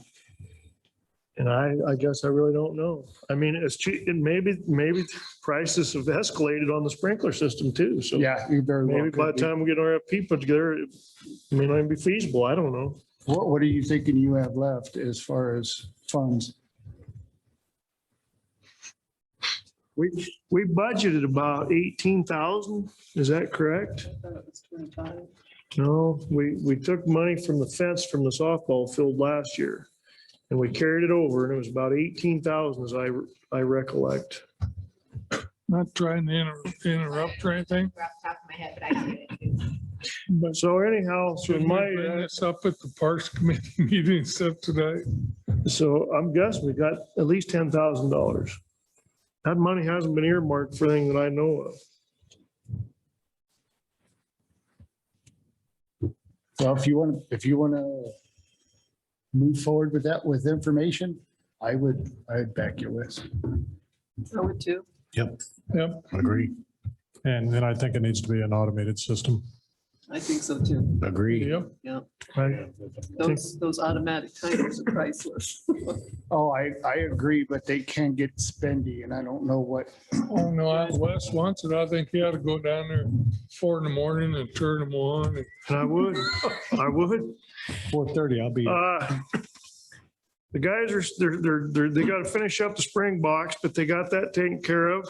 They've been busy working out the cemetery, getting ready for this week or the end of the month, Memorial Day weekend. Heard from Kim Wittenberg, she's moving forward with her plaque. John, I guess I don't remember what else we talked about. Gerald Colligan mentioned the dog park. They're still looking at their quotes for the fence to go around that. But he says it's moving forward. It is moving forward. It's I moving talked with forward. them this afternoon and they've got everything set for donations at the credit union. They have an online fund me page going. We're just putting stuff together and I'm going to be honest with you. Been a little bit busy, but we're getting back into it. So we'll be moving on. And Wes, thank you very much for all the help. I can't remember the gentleman's name that come from the softball association, John. I don't remember his name either, but it was Softball USA is the name of the group. He says he's got some money to maybe help with the fence. 30,000. So I'm gonna ask him just how much money he has. So maybe, he also talked to me about some scoreboards that he can buy, I guess, pretty cheap.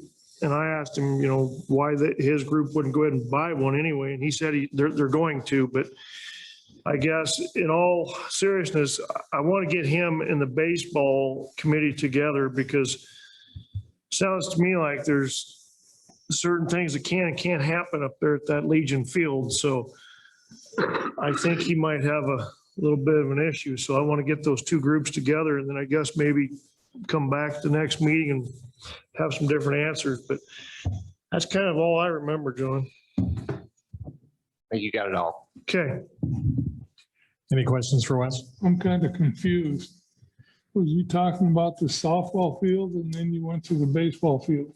I don't know which field's which up there. I don't remember if he was proposing to use the Legion Field. Do you remember, Deb? That was no, I'm confused. The Legion Field's the big field, right? Right.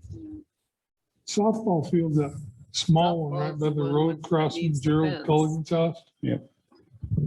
He started his discussion with the small field, softball field, but he wanted the additional footage on the circumference that we cannot get without putting it in the road. And then he went to the baseball field about moving that fence back. That's why Wes suggested it. They need to get together with the baseball people and hash it out. Well, I thought the fence on a baseball field further back than a softball field anyway. All the softball fields I've played on, like in Rapids stuff, have baseball field fences a lot further back than a softball field.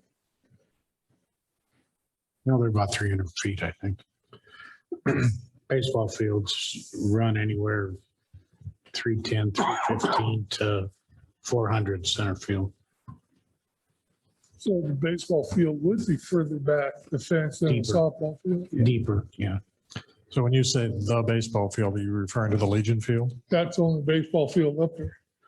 And my recollection was the field that he's talking about is the larger of the two softball fields. It's the field to the north of the Legion Field, just between the Legion Field and the tennis courts. That's the one that they're looking at. Field 2 used to be a softball field, and it was converted for the younger kids with a 200-foot fence.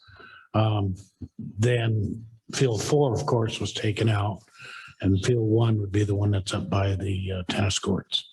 And that's a short softball field. And there had been talk about extending the length of that by bringing home plate and the backstop further south instead of going towards the roadway, which there's no room there, but come back further south. It'd be pretty close to the trail up there if they do that. Probably Yeah, have to. he's just gonna have to sit down with the baseball people and see if they can work something out, because I understand what he's wanting to do. He's wanting to try to bring some softball tournaments down here. He's wanting to get state sanctioning, is that to meet their requirements to They bring don't have certain enough tournaments? fields for a big tournament like that. Well, I just did it. If we only have one field, it's gonna be tough. We had 3 fields years ago and we'd have big tournaments, but you have to have enough fields for those teams to play on. Yeah, we used 4 with the Legion Field, and we had Probably the VA back then. 24, VA was out, but we had 24 and 36 team tournaments, and sometimes all-nighters. Yeah. All right. Any other questions for Wes? Thank you, Wes. Planning and zoning, JR. Planning and zoning meets Wednesday, the 19th at 7 PM here at the Mueller Center. Thank you. Public safety, Bill, JR. Public safety will meet this Wednesday, the 19th, 1 PM at the Mueller Center. Thank you. Public works, Dave, Craig. May 11th, we met at 1 o'clock here at the Mueller Center. Those in attendance were Mayor Bob Nelson, Councilperson Deb Johnston, also Craig Romey, Scott Sogi as code enforcement, John Gregory, Rich Alstead came during the meeting, Bob Engelbretson, and myself. We're not going to do every one of them, so we'll be skipping around. Hidden Lake Campground signs. We discussed, Hidden Lake Campground would like to attach, for those of you who don't know, some of their signs to the Colebrook wayfinding sign. We would have to have some kind of a agreement. We'd have to figure out costs, stuff like that. At this time, the committee, they're advising not to work with that and have signs attached to city wayfinding signs. Because, well, to be honest, we could see things going awry. So we pretty much said no on that. We discussed update on the wastewater plant, which we voted on already this evening. We visited contract in terms with the water rates and the fees with the airport. There is a line easement requested along the boundary of the wildlife fence. We're still looking into that. We're putting together, the city has a list of repairs for seasonal asphalt. And we are adding to those. So that list could be very, very long.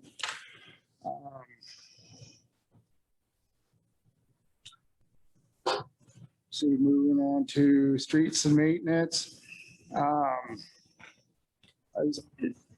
We got maintenance items on there that are still ongoing. We will be putting the yellow, no parking paint will be coming up pretty quick. Southwest corner of Albany Avenue. They'll be putting in curb paint there.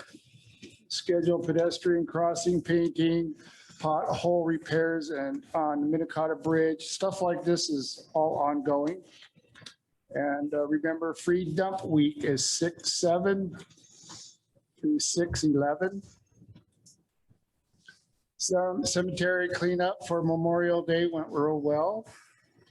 We were discussing on some property next to the sewer plant, putting in some sod so we can farm, basically raise our own sod, which would cut costs and be a little more user-friendly. Instead of having pallets of fresh cut sod going bad, we would have our own sod. We can cut it out the day that we need it and put it down, which the survival rate on that would be about 95%, as I looked into later. Moving on to utilities, Bob Engelbretson was at our meeting asking for a water hookup just for landscaping, just for landscape and garden, and we approved that. The only question I have for him, which I'm surprised we didn't discuss, which would be the ending time. I'm assuming that the first frost would be the end of any type of watering for a garden or anything like that. So I need to discuss that with Mr. Engelbretson and then move forward with the approval. We went into code of enforcement, got some updates on Burdette property, nuisance properties, and some illegal parking vehicles. We are using a certified notice.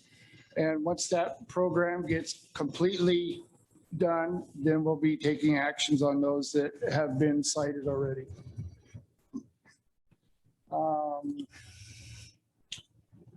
Great base for paving on Mockingbird Lane. We got to notify the owners of the assessment district. Multiple waters, yeah, I'm not going to get into that one. DOT wants answers on July 1st about the city purchasing the salvage asphalt, the millings that are going to be coming off River Street, basically. That would cut cost, and we would have more than enough room for setting that all up there at the MRF. I'll let John touch on that later if he would like. Dollar General is still trying to set up their program for another store here in town, but they are requesting property from the city. In their request, though, they wouldn't even give the city a utility easement. So we're still discussing going to go on there if they want to pursue this. West Oak Building demolition schedule with RCS tentatively about May 17th. And we are looking at the icy spot that's become a problem there in front of at the business of Vision Source. Our meeting ended at 4:13, and our next meeting will be May 25th here at the Mueller Center at 1 o'clock. All's welcome to come. Great. Bubba did mention when he gets a house plumbed, he's gonna go to full service in that. Yes, and the biggest thing is if we ever got audited, we have to have, like what I was just reading off will be at City Hall. So they'll have a copy of who is in attendance and any other information they would have to talk with the city. But basically, he's just, his water setup, he has no plumbing right now in the home. This is just for landscaping and garden. That's all it is for right now. But the house was previously it was in use with water service. Yeah. For a lot of years, about 100. But I guess we're aligning ourselves for moving forward when he has all the plumbing and everything put into the home. Anything else that I might have? Any questions for Dave or Craig? Thank you, gentlemen. Southern Hills Economic Development, JR. Nothing to report. Southern Hills Golf Course Committee met on Monday, May 10th, 5 o'clock at the clubhouse. Committee discussed raising a number of daily fees at the golf course to help offset the cost of the recent repairs needed at the clubhouse. Thank you to the council for approving those daily increase fees. The 9-hole green fees will increase from $27 to $29. 18-hole green fees will increase from $42 to $45. The 6-hole punch card will increase from $140 to $150. The daily trail fees will increase from $33 to $35. The 9-hole cart rental will increase from $11 to $13. And the 18-hole cart rental will increase from $17 to $19. We did take a look at like costs around the hills, and these are mostly consistent with what the other courses are doing. We're still in discussions about expanding the types of foods that would be offered at the clubhouse in the future. So those discussions are ongoing. The next meeting will be Monday, June 14th, 5 o'clock at City Hall, and the public is welcome. Takes us to Misty.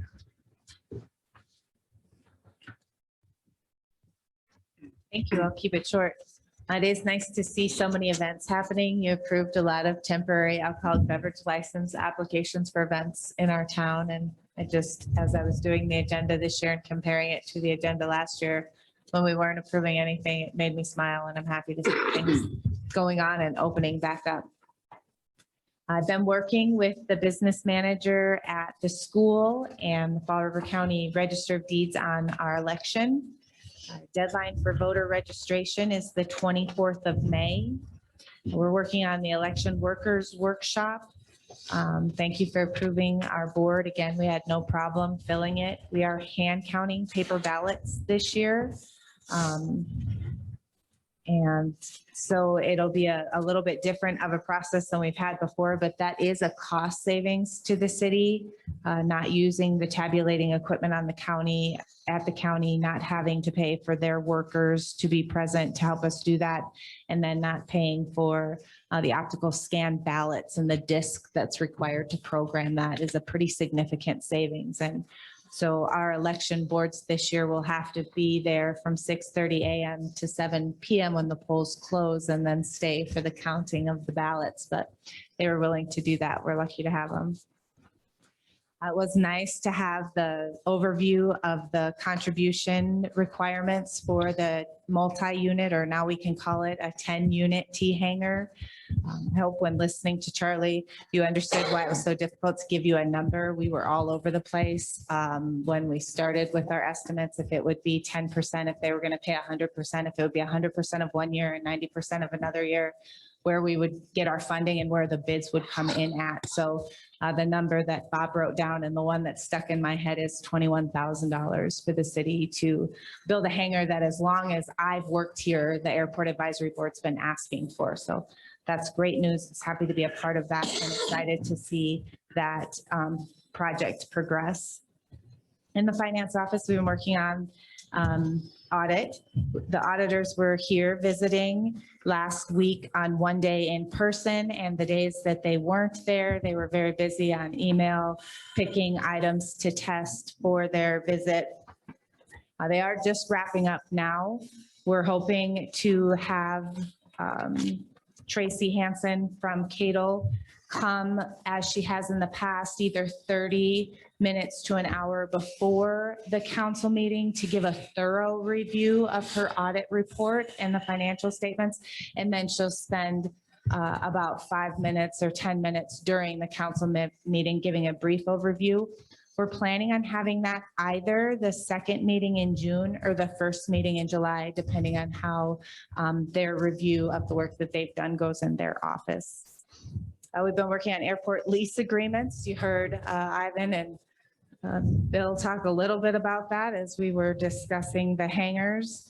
Standardizing airport lease agreements is something that we've wanted to do for a long time, and we do have interest in private hangar construction at our airport, and it's important that we get that done, and we've been working on it diligently. We need some help. We need some guidance from the FAA, or at least someone with the Department of Transportation Aeronautics to give us some guidance, because we're a little stuck right now on a few things, but there should be something in front of you shortly. since we do have interest in additional construction out there. I've also been working a lot on the potential residential tax formula ordinance. I do encourage you to give guidance to Bob or Caitlin on where you'd like to see that go, and any feedback that you might have regarding it, because we both need to get moving forward on allowing those potentially eligible for the one that we have now repealed, and then also decide what we want to do with that going forward. So I do encourage you to share any feedback or guidance that you have as we keep moving forward with that. You will see at the first or second meeting in June, the first contingency transfer resolution for the year.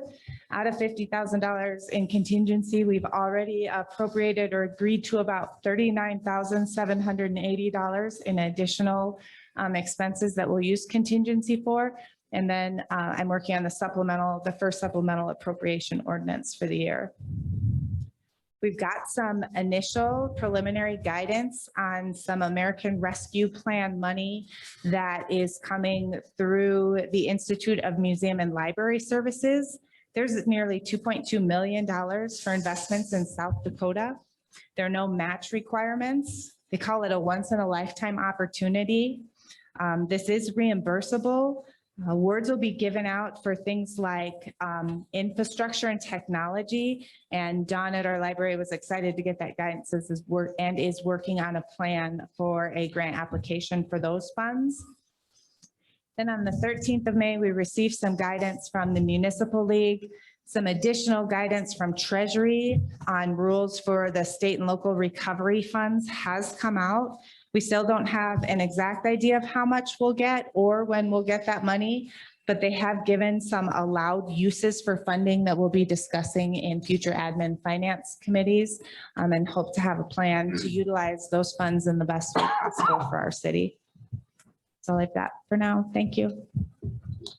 Anybody have any questions for Misty? She had mentioned the discretionary tax formula. I've had a conversation with some of you about whether you're going to want to replace the ordinance that you repealed with a new one. And there's still several of you I need to have a conversation with. What I'm trying to determine is, will there be enough folks in favor of a replacement ordinance before I even bring it in front of you? If there's not enough folks that want it, there's no sense putting an ordinance in front of you that you're not going to vote for anyway. So I'll have that discussion with those of you that we haven't had that conversation yet. John, your report's next.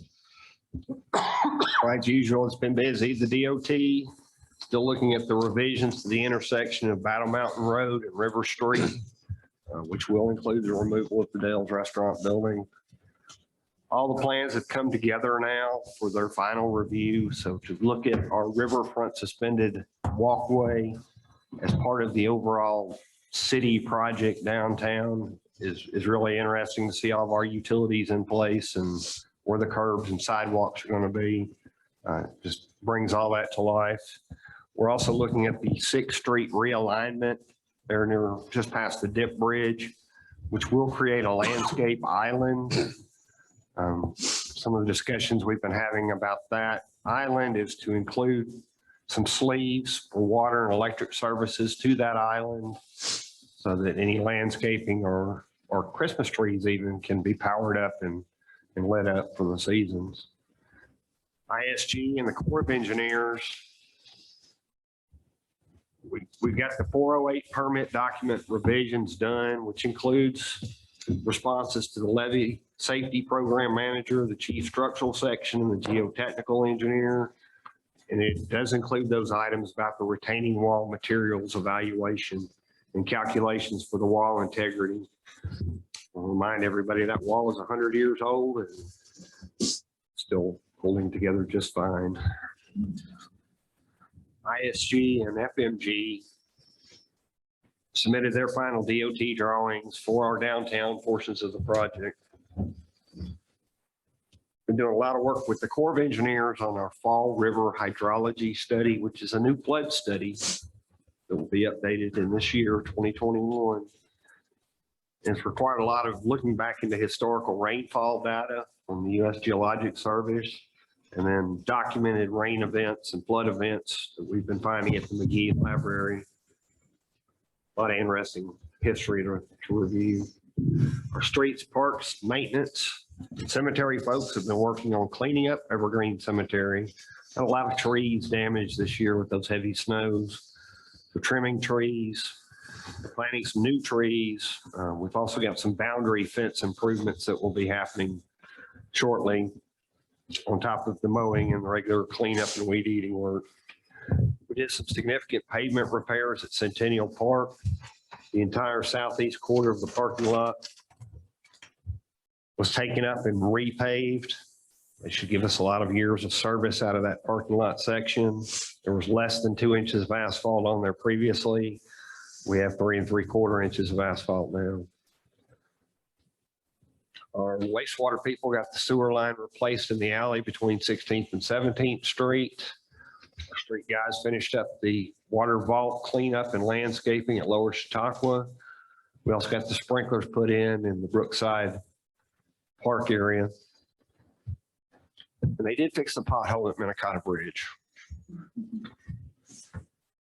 Jennings Bridge is nearing its completion. Dietzler and Bros have their punch list items. They still have a water line they need to work on underneath. That should be the last item underneath the bridge. They did replace those sidewalk sections at the southeast corner of Centennial Park, and they have a big grassed area there to get put back in shape before the Main Street Arts and Crafts Festival. We've continued with the Fall River Channel landscape work. Heinert has been bringing in the topsoil, and he's ordered all the grass pavers that will be going in. So we'll have 800 feet of grass pavers going in next week. Other items on historic preservation, we have 3 buildings with absentee owners. The 3 nuisance and code enforcement action letters went out this past week. Hopefully we'll get some people to respond and get busy on some of these buildings. Our library summer reading program is June 1st through the 25th. Dawn and her crew have done a great job with getting donations for the prizes for that event. And the Evans Plunge Health area is reopened. That includes the hot tubs, the sauna, and the steam room. Thank you all for helping me get past this comprehensive plan. I've been on my desk since I got hired here. Thank you all very much. Good job. Any questions for John? I have a question. Where the city and everybody else has been going over that Centennial parking lot. The parking lots, I mean, it's bad right there. Are we gonna replace that with some of our asphalt this summer? Once we get all the river landscaping work done, then we'll be back in there fixing those portions of the parking lot. But we don't need to get in there until we get all that finished up. Well, that I knew, so. The north section of the parking lot is what you're talking about, Craig? Yeah, where they go across that sidewalk and stuff, that parking lot's destroyed right there. Yes. What's all the holes up where the Dollar General was supposed to be going? What are all those holes? Gophers. I do not know. I went up there and looked at that today, as a matter of fact, and I'm not quite sure what they're doing up there. I will ask that question tomorrow and have an answer for you. Thank you, John. And I don't have a mayor's report for you tonight, so that takes us to motion to adjourn. Make a motion to adjourn. Second. Discussion? All in favor? Aye. Opposed? Have a good evening, everyone. Drive careful.